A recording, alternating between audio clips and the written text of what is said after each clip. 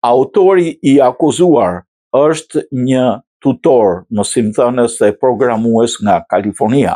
Personi i akuzuar për sulmin me armë gjatë të darkës së korrespondentëve të shtëpisë së bardhë është identifikuar si Cole Thomas Allen, 31 vjeçar nga Torrance, Kalifornia.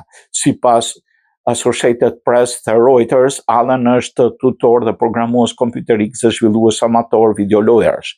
Ai ka diplom bachelor në inxhinieri mekanike nga Caltech dhe master në shkenca komputerike nga California State University, Domingos Hill.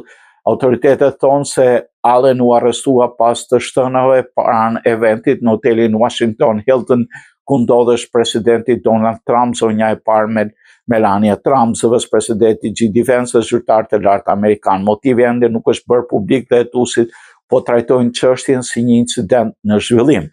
Postimet në rrjetet sociale dhe profilet profesionale duket se përputhen me Allen dhe paraqesin atë si një person me formim të lartë akademik. Një profesor i tij, Bin Tang, i tha Associated Press se Allen kishte ndjekur disa nga klasat e tij para diplomimit.